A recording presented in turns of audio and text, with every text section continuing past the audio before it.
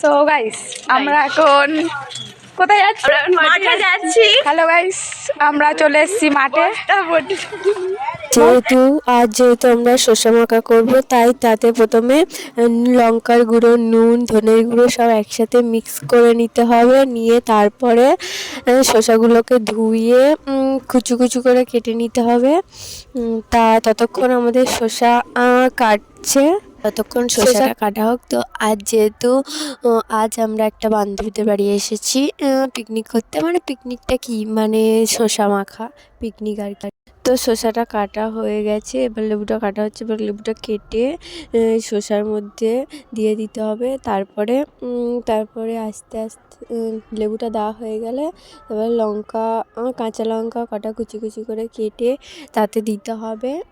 দেওয়া হয়ে গেলে তারপর তাতে আমরা জলজিরা দিয়েছি। এবার সেই যে মশলাগুলো মিক্স করে রেখেছিলাম সেগুলো দিলাম এবং ভালো করে মাখিয়ে নিতে হবে। মাখানো হয়ে গেলেই তৈরি হয়ে যাবে আমাদের শসা মাখা।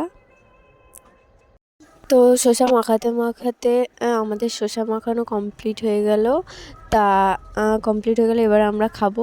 তো চলো বন্ধুরা, আমরা খেতে থাকি। আর ভিডিওটি ভালো লাগলে একটা লাইক, কমেন্ট, শেয়ার আর সাবস্ক্রাইব করতে ভুলবেন না। আর আমাদের শসা মাখাটা কিন্তু সত্যিই খুব অসাধারণ হয়েছিল। আর যেতে যেতে হর হর মহাদেবটাও বলতে ভুলবেন না।